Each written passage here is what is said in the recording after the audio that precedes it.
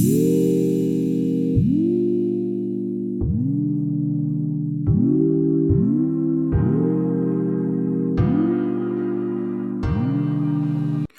welcome, beautiful people, to my channel where we deep dive into a little bit of everything. We're all about fun, shady reviews, candid conversations, and honest social commentary.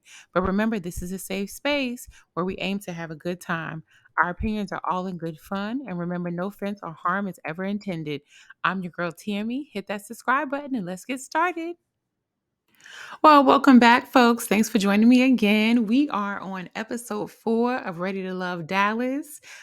So the ladies are meeting up for this episode, and they're meeting up to kind of just discuss what over breakfast or brunch. Girl, it was looking good. I can't front that French toast. I know Kira was the first one to arrive, and she was describing it, and it did look scrumptious.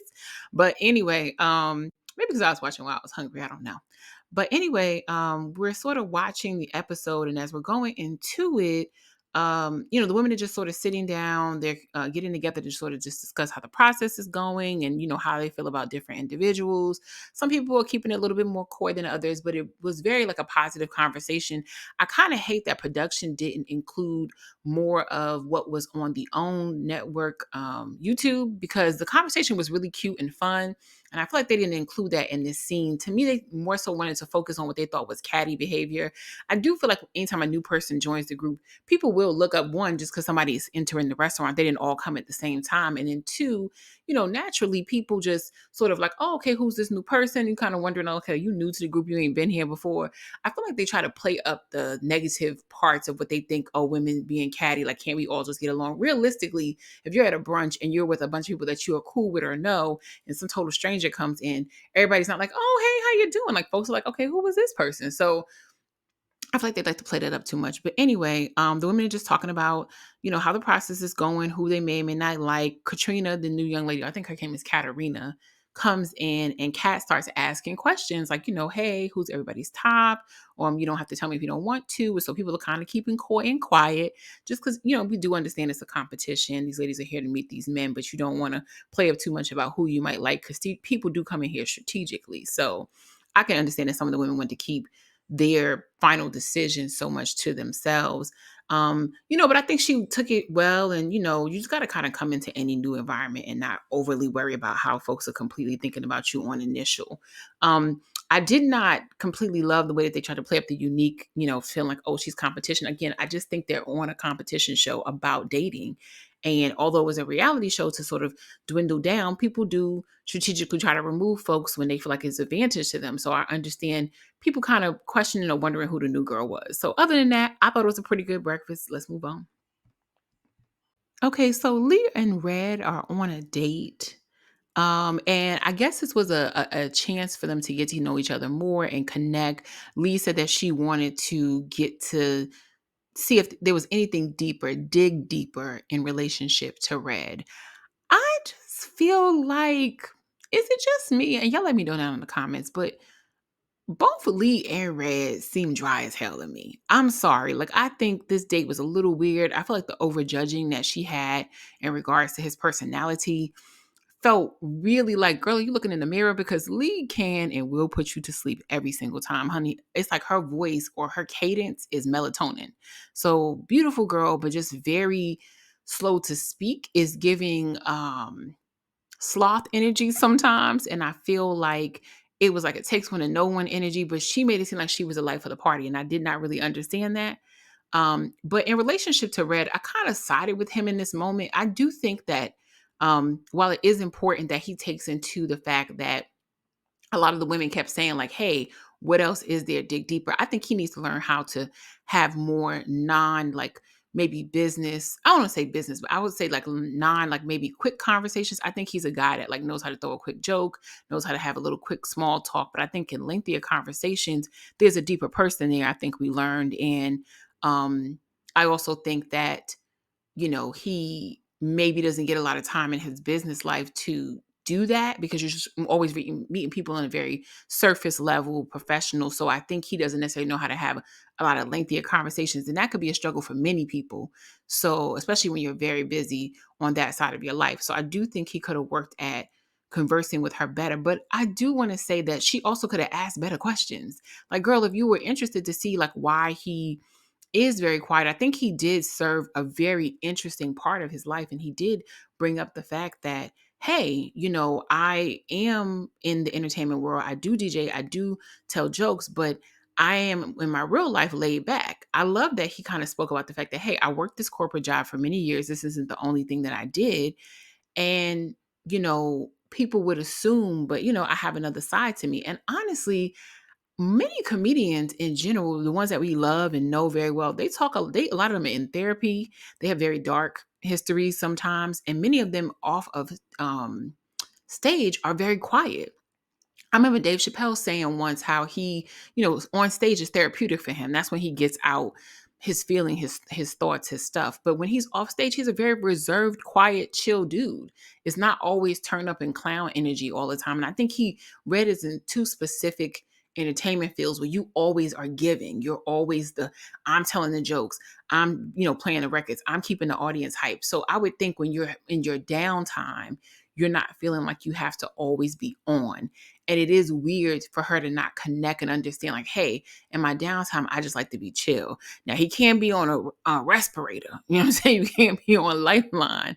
We do need you to punch it up a little bit, Red. But I do understand people that when a lot of their professional life is exerting energy all the time and giving that to people all the time and being the biggest extrovert in the room, when they're not working, they want to be chill. I remember Bernie, I know Bernie Mac's daughter is on TikTok now. She tells a lot of stories about her dad, and she talks about how her father doesn't, people would be shocked to know that Bernie Mac really wasn't an animated guy in real life. He was actually pretty strict, and he was also someone who was relatively chill and quiet guy. He wasn't a very animated dude, but on stage he was. And obviously he was a very physical comedian in addition to being, funny and telling jokes, but he was the opposite in his real life. And I think that that's indicative of a lot of comics. So I do think that he needed to punch it up just a little bit more so women know that you have a pulse. But Lee is also a bit boring and could probably step it up a bit more and, not look for him to be the life of the party because she's not. Okay, so Tommy has talked to everybody and let them know that he is inviting them to an authentic Dallas hoedown. Now I can't front. I am not from the South. I'm from the East Coast, but I do live in the South, not the very, very deep South, but I've traveled. And I normally don't think about a hoedown and think about Black people. I don't know why, but this was actually pretty cute. I do understand that we have a strong history of Black cowboys and we have a strong history in like the South with like the rodeo and stuff like that. So that part I'm familiar with. So it was really, really cool to see that. I also really love that they took it onto a Black owned property because I think that just needs to be highlighted more. And I love that a lot this season, as y'all saw in my previous review, that they're using, the Mason space. That they're focusing on a lot of Black businesses, and in general Ready Love has actually done that throughout the seasons in a lot of the restaurants that they go to and film at and stuff. So I really always appreciate that about them. So for me, I just want to touch on the fashion a little bit. I think everybody did okay-ish. My favorite had to be Jessica. I loved her outfit. I thought it was perfect. The boots, the shorts, everything fit well. It looked amazing. But I also really liked Lee's outfit. I thought it was fun. And I liked Janelle's outfit. I love the tassels on the shorts. Just a really cool play on the shorts. And I actually like the idea of that because I have thick thighs too. And I love the idea of, if you don't want to show all your thighs, camouflage that a little bit, then you kind of have that vibe. So I think Janelle, Lee, and I really liked Jessica's outfit. And I also kind of liked Kat's jumpsuit a little bit. I didn't love the boots, but I think in general, cowboy boots could kind of be weird. Now, child, when it came to these men, it was a little struggle mode. I mean, let's be honest. Marvin was wearing what he always wears in every scene, so I wasn't really shocked with that. I don't know how I felt. Like, obviously, he looked good with no shirt on, but it was a little weird to see Quentin with no shirt on. I don't know how I was feeling about that. I did think Herbert was dressed really well. I liked Chris. I'm going to say Chris, old Chris and new Chris. I'm going to say Nigerian Chris. I like Nigerian Chris's outfit. And congratulations to him on that award. And award. And I thought Red's outfit was kind of fun. Now, somebody need to tell me what Marie was doing with them past the church shoes on at this rodeo. I could not believe that that man was wearing the Deacon number nines at this rodeo where they're going to have all this dirt on. So I don't know. Maybe he didn't get the memo. Maybe the cowboy boots is too tight. They can be kind of narrow, but bruh, we could have did something else. Okay, so we're definitely, everybody's getting to know each other. More people are meeting more people because we have to remember Kat and Chris, new Chris, were introduced to us in the last episode, but this is their first time kind of meeting some more people in the cast. And I have to say that Chris and Unique's link up was a bit weird for me. I am starting to identify, and I'm gonna say this, watch the I'm not gonna say watch this space, it's the wrong way. I'm gonna say it. I got an early prediction that Unique is probably gonna be our next person leaving the show. I just feel like that because one of the things that she keeps harkening back to is that she's been through things. And people don't always want to hear that, girl. Everybody has been through things. We've all been through some type of trauma in our lives and relationships. And, it's definitely built us into a stronger person or a different person, but we don't lead with it every single time. And if you do, after a while, it's a turn off to anybody. And I feel like we're unique, we're constantly getting that. People keep saying that about her. They know that about her. And I feel like she did that a lot with Chris. He also keeps reiterating that. And I feel like they're starting to both get on my nerves with that. So this exchange was just weird, but it also let me know that Unique seems to trauma identify with people. And I noticed she got more intrigued with him when he said he had been through some things as well. And that trauma bonding could be really damaging or uncomfortable as you go longer with dating someone because you start to develop a need to like connect on that level, but the other levels of you that aren't connecting, those red flags aren't appearing to you because all you could do is trauma bond. So I just feel like she needs to maybe heal a bit more. I feel like she's on the next thing smoking on this next episode coming up after this because honestly, I'm over the sob story. Child, we are tired. When I tell you tired, Red and Unique and this thought job fight and the fight for respect and the fight for my prop. Girl, I don't know where we are with this conversation. It's exhaustive. Just starting off, I didn't appreciate Red's approach. I get that he wants to stay on the show, but you stay on the show by connecting with the other women on the show. Worrying about one person's vote is a proof that you are not connecting with other people. So, sir, this wasn't going to save you because what was going to save you is connecting with those other women and showing them just a bit more of your personality. They all had the same, things to say, and Unique being cool with you or not being cool with you wasn't going to save you. So I'm not even sure why he made this plea because it didn't make sense. But I also felt like she just wasn't open, and I'm not really sure where she got the predetermined thing. Girl, do you know him in real life? Did he fight your cousin? I don't know. What's the situation? We need to know more because this dynamic here was just throwing me off with why they seem to still be in the same place. She calls him narcissistic. I think he does have narcissistic vibes, but quite a few people on this show do, regardless of gender. And I also was annoyed by Unique's belt. I did not understand the clear big belt. I don't get it. I really am annoyed with people who wear clothes that are too big for them in a baggy fashion and it doesn't fit and it just looks weird. And I thought her outfit looked weird the whole time. I didn't understand what was going on. I feel like she needs she can't, I don't want to say everybody can use a stylist, but she definitely did a good friend in her life with a mirror. But in general, I thought this conversation was exhausted. I, like Unique, was exhausted by Red's plea and him start mentioning who he knew in the city. Sir, if you don't go sit some down somewhere, I did not understand where this was going or why this took forever and why we are now on the fourth episode of this show. We are tired on. Please, please, please, please, let's move on. A child, Kara and Marvin. So did Kara look like, I'm going to just ask you, did Kara look like Gabrielle Union a little bit to y'all? She kind of favors her to me. So drop down in the comments, tell me what you think. I feel like she looks like a little mix. I don't know who the other person is. Y'all let me know. But she reminds me of maybe a mix between Gabrielle Union and Remy Ma. I don't know how it feel, but she kind of gives me that face. Here she go with them white boots, y'all. We going to, like I said, we going to take up a collection to get this child a new pair of boots because these white boots are showing up way too often in this situation. And I can't imagine she don't have a new pair of boots. I don't know if these are the old cheerleading boots, but she wear them on any possible occasion. It's exhaustive. But anywho, this conversation with Marvin, I think this was really actually important because I do think she likes him. I think he likes her. And I also think this kind of identified for us maybe a new thing about Marvin that we didn't see before, which was that Marvin seems to be somebody who may tell you what you like to hear. Quite a few women said that they felt that way. Um, but I do think that um, in fairness to him, when he mentioned that, he was saying that dream as somebody who was single. And if he was married, he would feel differently about that situation. I totally understand where he was coming from with that situation.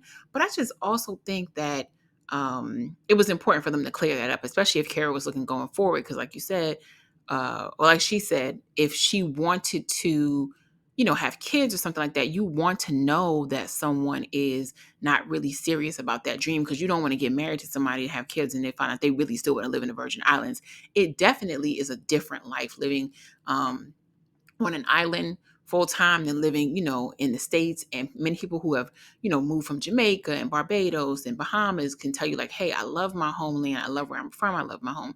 But at the same time, it's just a vast difference living on the island and living. That's a huge adjustment for a family to make. Maybe they could have a summer home there or something like that. I think that's possibly doable, but Marvin definitely needs to consider that if he's thinking about dating other women, what that would look like. So I'm glad Kara was able to clear that up and say, hey, if you're open to a wife, you have to be open to a bunch of different things. Yeah, I also just want to say, side note, don't Kara energy always give you, nigga, I don't believe you.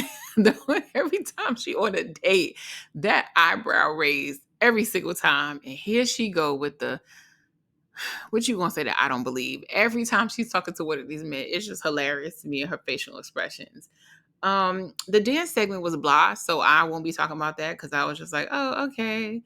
It was all right. It was so sad the way they played Chris with that music, but it just wasn't something I was into.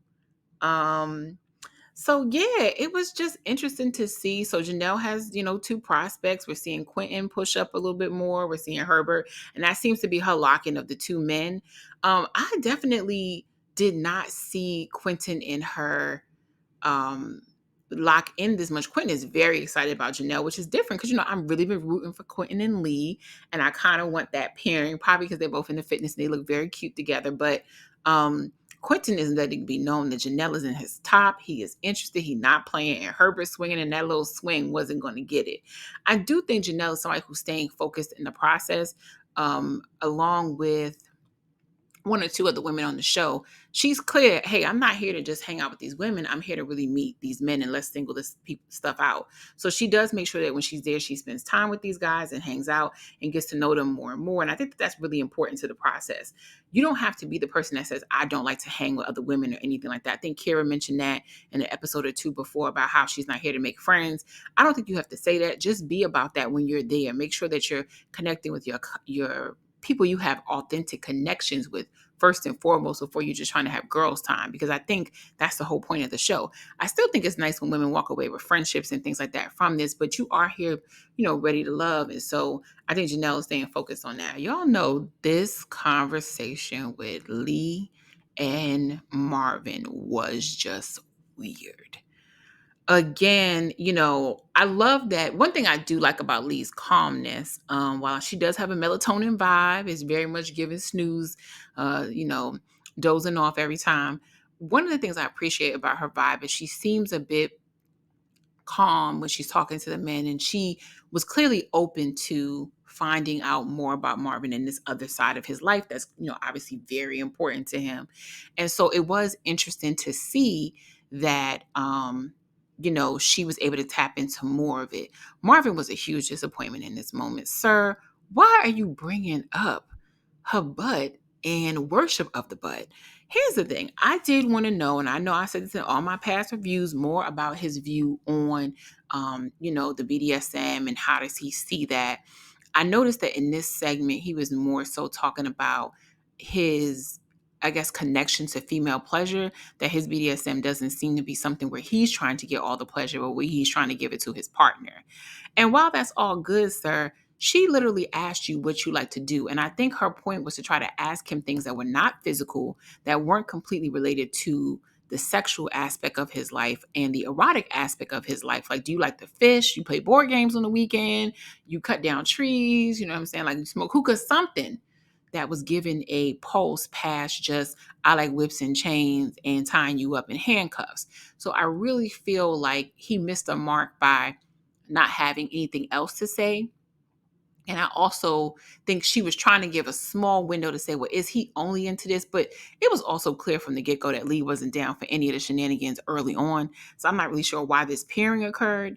But he was just such a huge disappointment in this moment and just made it all about sex and sexual pleasure and proclivities when he could have just really made it about other things he likes to do, unless this is all he liked to do. And this is another reason why he's a no-go in terms of a pick. It was interesting to see the women sort of break down who they thought would be their bottom as far as the men that they think that, they would be interested in going home. Um honestly, I think it's gonna be Red. I just didn't see it not being him. Nobody's really connecting with him. He already had this issue with Unique. I just don't see the connection there for him with anybody else. So him being there, past this week would be next week would be shocking to me. I did want to note, however, and I didn't talk about this at all, and I hated that I missed this moment, y'all. But I'm gonna bring this up. Forgive me. I really like Jessica and Nigerian Chris.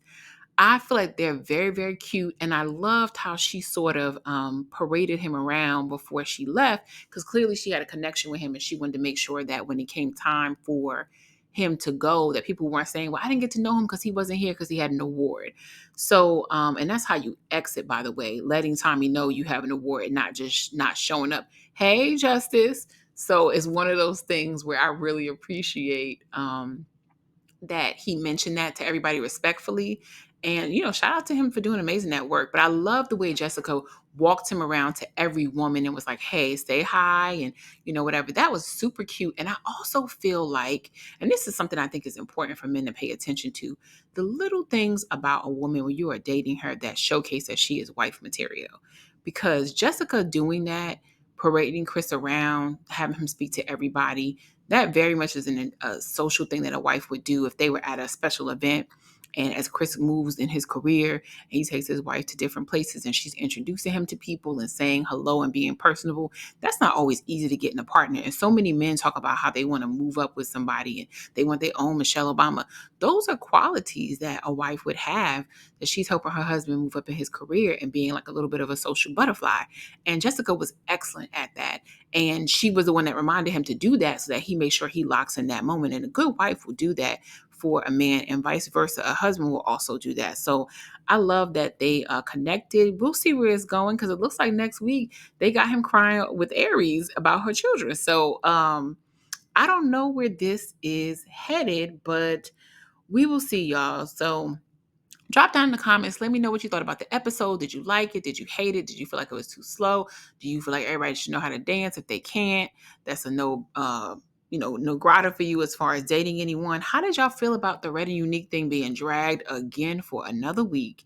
And did you feel like the people that were in the bottom deserved to be there? So hit me up in the comments. Thank you so much for joining me. Thank you for dealing with me just another day, another episode. And I will see you all next week.